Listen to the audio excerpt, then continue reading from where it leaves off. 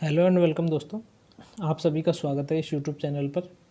दोस्तों आज हम पढ़ेंगे वैदिक सभ्यता के बारे में।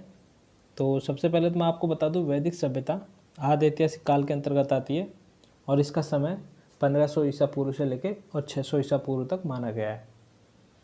दोस्तों वैदिक सभ्यता है जो आर्यों द्वारा विकसित सभ्यता थी। अब आपके मन में एक सवाल उठ रहा होगा कि आर्य कौन थे, आर्य किन्हें कहा जाता था। तो आर्य इंडो यूरोपियन भाषा बोलने वाले लोगों को आर्य कहते थे। ये एक भाषाई समूह था, ठीक है। ये इंडो यूरोपियन भाषा बोलते थे, उस टाइम पे संस्कृत भाषा का प्रयोग करते थे, कहने का मतलब। तो वैदिक सभ्यता की हम बात करें तो वैदिक सभ्यता को दो भागों में बांटा गया है। एक है ऋग्वैदिक काल और एक है उत्तर वैदिक काल। ऋग्वैदिक काल की हम बात करें तो ऋग्वैदिक काल का समय है जो 1500 ईसा पूर्व से लेके और 1000 ईसा पूर्व तक माना गया है। और उत्तर वैदिक काल का समय है जो 1000 ईसा पूर्व से लेकर और 600 ईसा पूर्व तक माना गया है। सबसे पहले हम पढ़ेंगे ऋग्वैदिक काल के बारे में। तो जैसा कि मैंने अभी थोड़ी देर पहले बताया, इसका समय 1500 ईसा पूर्व से लेकर और 1000 ईसा पूर्व तक माना गया है। तो सबसे पहले क्या था, आर्य आए थे। तो आर्यों ने अपनी बसावट पंजाब और अफ़गानिस्तान वाले इलाके में की थी, ठीक है। और इनकी सभ्यता थी एक ग्रामीण सभ्यता थी, ठीक है। तो और ये संस्कृत भाषा बोलते थे उस टाइम पे। दोस्तों प्रशासनिक इकाइयों की मैं बात करूं तो सबसे छोटी इकाई उस टाइम पे कुल होती थी, कहने का मतलब एक परिवार। फिर उससे बड़ी इकाई ग्राम होती थी, फिर विश्व और उसके बाद में जन, और सबसे बड़ी इकाई राष्ट्र होती थी। राष्ट्र का मुखिया राजा होता था, ठीक है। दोस्तों ऋग्वैदिक काल में राजा निर्वाचित होता था, कहने का मतलब उस टाइम पे जनतंत्र शासन प्रणाली थी उस टाइम पे। दोस्तों उस टाइम पे शासन के दो अंग प्रचलित थे, एक सभा और एक समिति। सभा जिसमें श्रेष्ठ लोग बैठते थे, राजा और उसके मंत्रीगण उसमें बैठते थे सभा में, और समिति में बाकी लोग समिति में रहते थे। और सबसे इम्पोर्टेंट मैं आपको बता दूं कि ऋग्वैदिक काल में जो वर्ण व्यवस्था थी वो कर्म पर आधारित थी, कहने का मतलब जो व्यक्ति जैसा कर्म करेगा वो वैसा ही वर्ण का माना जाता था। जैसे कि कोई व्यक्ति क्षुद्र परिवार में पैदा हुआ हो, लेकिन अगर उसके कर्म ब्राह्मणों की तरह है तो वो ब्राह्मण माना जाएगा वर्ण से, ठीक है। अब कोई व्यक्ति अगर ब्राह्मण परिवार में पैदा हुआ हो और वो वैश्यों की तरह काम करेगा, वैश्याओं की तरह, तो वो वैश्य वर्ण में माना जाता है, न कि ब्राह्मण में। दोस्तों अब बात करते हैं हम उत्तर वैदिक काल के बारे में। तो जैसा कि मैंने बताया था, उत्तर वैदिक काल का समय 1000 ईसा पूर्व से लेकर और 600 ईसा पूर्व तक माना गया है। और उत्तर वैदिक काल में बाकी के वेद थे, यजुर्वेद, सामवेद और अथर्ववेद, इनकी रचना हुई थी। और इसी काल में ब्राह्मण ग्रंथ, आरण्यक, उपनिषद, महाकाव्य, वेदांग साहित्य, इन सब की रचना उत्तर वैदिक काल में मानी जाती है। दोस्तों उस टाइम पे वेदांग 6 थे: शिक्षा, कल्प, व्याकरण, निरुक्त, छंद और ज्योतिष।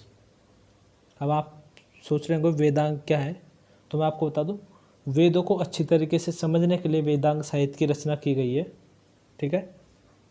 दोस्तों उत्तर वैदिक काल में क्या हुआ, धर्म में जटिलता आ गई।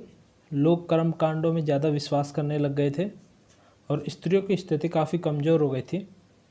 ब्राह्मणों को ज़्यादा महत्व देने लग गए लोग, और जाति व्यवस्था थी जो जन्म पर आधारित होने लग गई। कहने का मतलब जो व्यक्ति जिस वर्ण, जिस जाति में जन्म लेगा वो उसी जाति का माना जाता था। और छुआछूत, ऊंच नीच में काफ़ी भेदभाव होने लग गया। उत्तर व्यवस्था में 4 पुरुषार्थ बताए गए हैं मनुष्य के: धर्म, अर्थ, काम, मोक्ष। और उत्तर वैदिक काल में 16 संस्कारों की भी उत्पत्ति मानी जाती है। मनुष्य के 16 संस्कार बताए गए हैं। दोस्तों ये जो 16 संस्कार बताए गए हैं, इन 16 संस्कारों को आपको क्रमबद्ध तरीके से याद रखना चाहिए। तो मैं आपको बता देता हूँ। इनमें गर्भाधान संस्कार, पुंसवन संस्कार, सीमंतोन्नयन संस्कार, फिर जातक्रम संस्कार, फिर नामकरण संस्कार, फिर निष्क्रमण संस्कार, फिर अन्नप्राशन संस्कार, फिर चूड़ाक्रम संस्कार, फिर कर्णभेद संस्कार, फिर विद्यारंभ संस्कार, फिर यज्ञोपवीत संस्कार, फिर वेदारंभ संस्कार, फिर केशांत संस्कार, फिर समापवर्तन संस्कार, फिर विवाह संस्कार, और इसके बाद में आता है अंत्येष्टि संस्कार, जिसे अंतिम संस्कार के नाम से भी जाना जाता है। ये मनुष्य के जीवन में 16 संस्कार बताए गए हैं।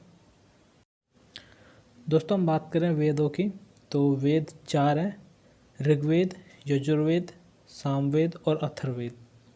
दोस्तों ऋग्वेद सबसे प्राचीन वेद है, इसमें 10 मंडल और 1028 सूक्त हैं।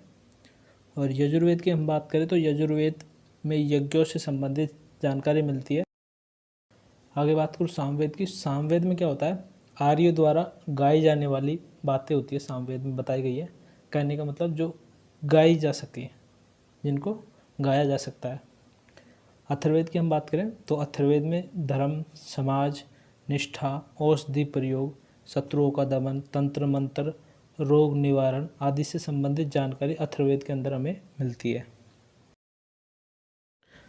दोस्तों हमने सिंधु सभ्यता और वैदिक सभ्यता दोनों पढ़ ली है, तो अब इनमें अंतर की हम बात कर लेते हैं।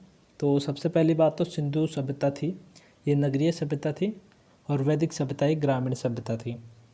सिंधु सभ्यता में ईंटों से निर्मित मकान मिले हैं, जबकि वैदिक सभ्यता में लकड़ी और बांस से निर्मित भवन मिले हैं।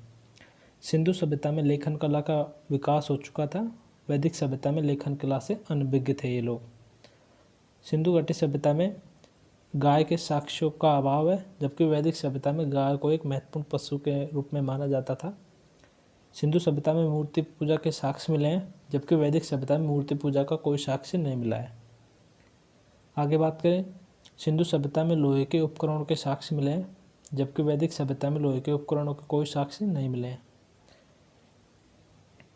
आगे बात करें, सिंधु घाटी सभ्यता में रक्षा उपकरण अत्यंत कम मिले हैं, कहने का मतलब हथियार कम बनाते थे लोग। और वैदिक सभ्यता में हथियार काफ़ी अच्छी मात्रा में मिले हैं। सिंधु घाटी सभ्यता में व्याघ्र एवं हाथी के साक्ष्य मिले हैं, जबकि वैदिक सभ्यता में व्याघ्र का कोई साक्ष्य नहीं मिला है।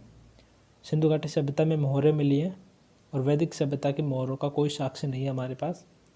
सिंधु घाटी सभ्यता में व्यापार, विदेश व्यापार उन्नत थे, दोनों आंतरिक व्यापार भी और विदेशी व्यापार दोनों उन्नत थे, जबकि वैदिक सभ्यता में आंतरिक व्यापार ही सीमित था। ठीक है, तो दोस्तों कैसी लगी आपको मेरी ये वीडियो? दोस्तों आपको मेरी ये वीडियो अच्छी लगी हो तो आप इस वीडियो को लाइक कर दीजिएगा, इसे शेयर भी कर दीजिएगा, और आप मेरे इस चैनल को सब्सक्राइब भी कर सकते हैं, ताकि आने वाले वीडियोज़ के नोटिफिकेशन आप तक पहुँच सके। तब तक के लिए bye, thanks for watching and take care.